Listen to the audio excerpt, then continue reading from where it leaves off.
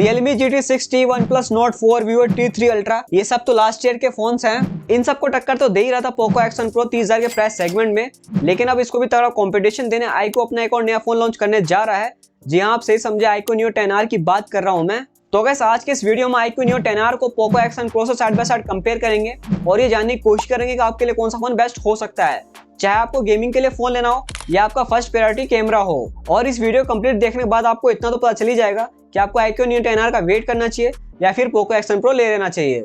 सो hey guys, मैं हूं रेहान। अगर वीडियो पसंद आए तो वीडियो को लाइक कर देना एंड चैनल को सब्सक्राइब करके अपना थोड़ा प्यार सपोर्ट दिखा दो।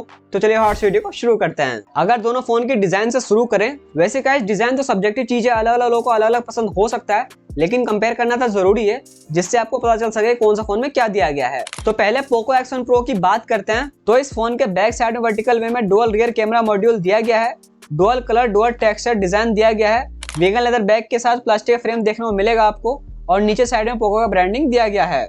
वहीं अगर बात करते हैं फोन का वेट और थिकनेस का, तो 195 ग्राम से लेकर 199 ग्राम फोन का वेट है। और अगर थिकनेस की बात करते हैं तो 8.3 mm से लेकर 8.43 mm फोन का थिकनेस है। और आपको इस फोन में IP69 का रेटिंग भी देखने को मिल जाएगा। So phone water and dust resistant है और आपको ये फोन इन 3 कलर ऑप्शन में देखने को मिल जाएगा फ्लिपकार्ट पे।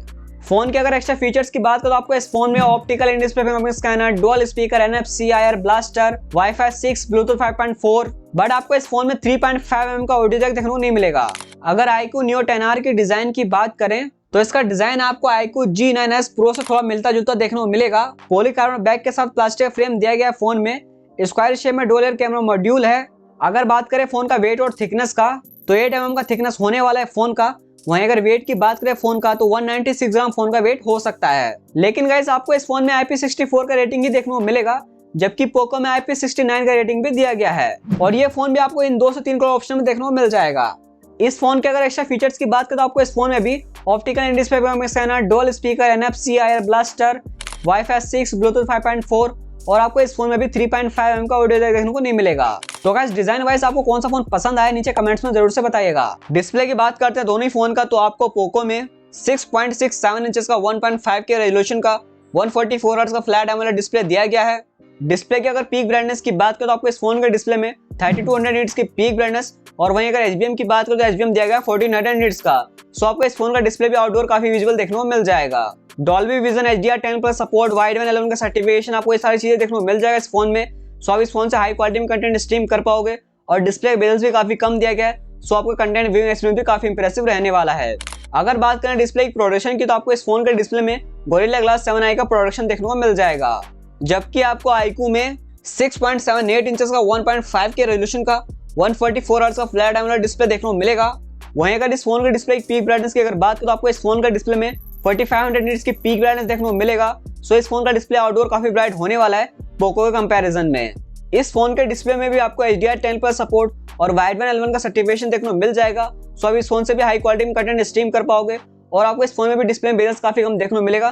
तो आपका कंटेंट व्यूइंग एक्सपीरियंस भी काफी इंप्रेसिव रहने वाला है।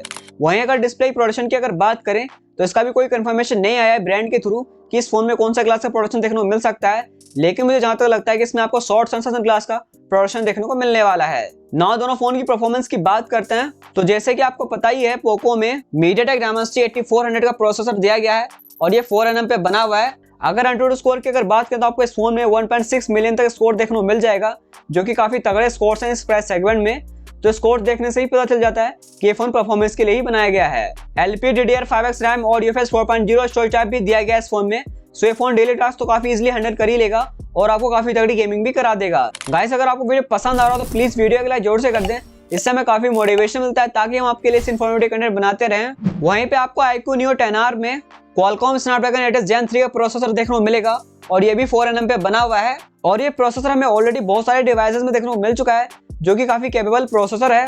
तो अगर एंड्रॉइड स्कोर की अगर बात करें जिससे आपको परफॉर्मेंस का आइडिया लग जाए तो इसका एंड्रॉइड स्कोर हमें देखने को मिलता है 1.4 to 1.5 मिलियन प्लस तक। वहीं अगर रैम एंड स्टोरेज टाइप की अगर बात करें तो आपको इस फोन में भी LPDDR5X रैम और UFS 4.0 स्टोरेज टाइप देखने को मिलेगा। सो ये फोन भी डेली टास्क काफी इजीली हैंडल कर ही लेगा और आपको काफी तगड़ी गेमिंग भी करा देगा।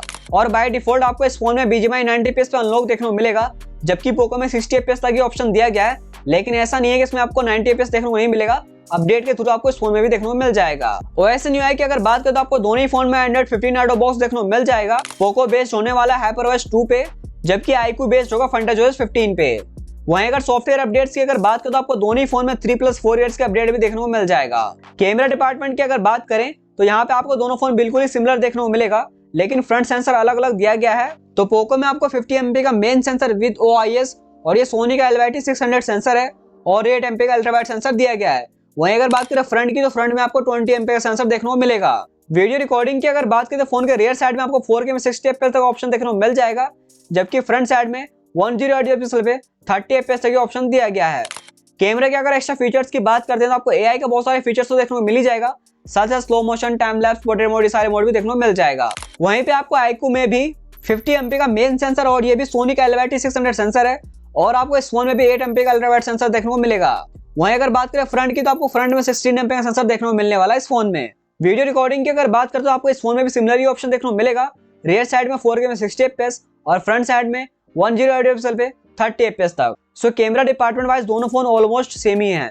ना दोनों फोन की बैटरी डिपार्टमेंट की बात करते हैं। पोको में आपको 6550 mAh की बड़ी बैटरी और उसको चार्ज करने के लिए 90 वाट का फास्ट चार्ज आपको ऑटो बॉक्स देखने को मिल जाएगा, जबकि आपको iQOO में 6400 mAh की बड़ी बैटरी और उसको चार्ज करने के लिए 80 वाट का चार्जर आपको इनबॉक्स देखने को मिलेगा। सो यहाँ पे पोको थोड़ा बेटर है बैटरी कैपेसिटी और चार्जिंग में भी। आप दोनों फोन की प्राइस डिफरेंस की अगर बात करें तो गाइस जैसे कि आप सबको पता ही है पोको X1 Pro का बेस वेरिएंट 25 से 26 हजार की प्राइस में देखने को मिल जाता है फ्लिपकार्ट पे बैंक ऑफर के साथ में, और वहीं पे आपको iQOO Neo 10R की स्टार्टिंग प्राइसिंग भी बैंक ऑफर के साथ में 25 से 26 हजार के बीच में देखने को मिलेगा, लेकिन ये फोन Amazon स्पेशल होने वाला है।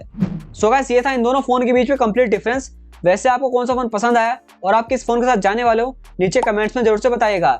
एंड आई होप आपको वीडियो पसंद आएगा। वीडियो पसंद आता है वीडियो को लाइक कर देना एंड चैनल को सब्सक्राइब कर लेना ऐसी कंटेंट देखते रहने के लिए। सो मिलते हैं नेक्स्ट वीडियो में, तब तक goodbye and take care.